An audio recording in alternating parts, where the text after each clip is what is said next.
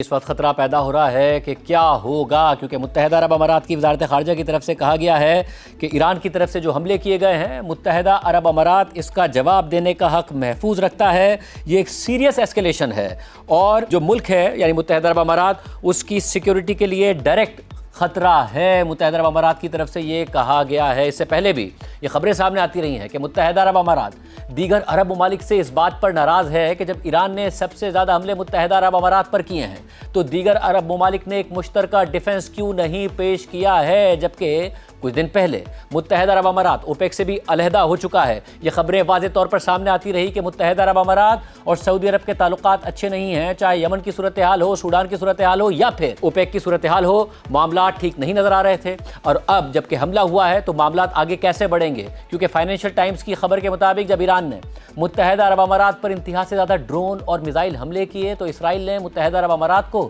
اپنا sophisticated weapon system فراہم کیا تاکہ وہ ایرانی میزائلوں اور ڈرونز کا مقابلہ کر سکے۔ اور یہ اس بات کی پہلی مثال ہے کہ 2020 میں ٹرمپ کی جانب سے کرائے گئے ابراہم اکارڈز کے بعد اسرائیل اور متحدہ عرب امارات کے درمیان دفاعی تعاون کتنا آگے پہنچ چکا ہے۔ حالانکہ 2020 سے پہلے ان دونوں ممالک کے درمیان کوئی سفارتی تعلق تک نہیں تھا۔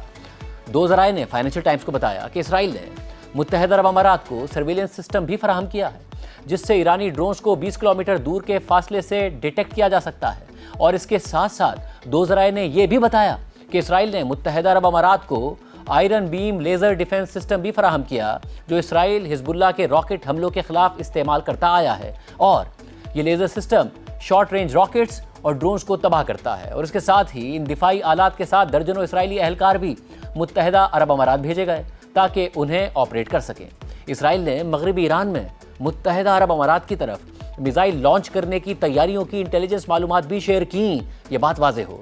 کہ ایران نے اسرائیل سے بھی زیادہ حملے متحدہ عرب امارات پر کیے، جن میں 500 سے زیادہ بیلسٹک میزائل اور 2000 سے زیادہ ڈرونز شامل ہیں۔ مگر ناظرین، حالیہ برسوں میں متحدہ عرب امارات صرف امریکہ اور اسرائیل کے ہی مزید قریب نہیں گیا، بلکہ اس نے چین سے بھی اپنے سفارتی اور معاشی تعلقات بہتر کیے ہیں۔ مگر سعودی عرب اور متحدہ عرب امارات کے درمیان فاصلے بڑھتے چلے گئے اور پاکستان کے ساتھ تعلقات میں بھی سرد مہری نظر آئی ہے۔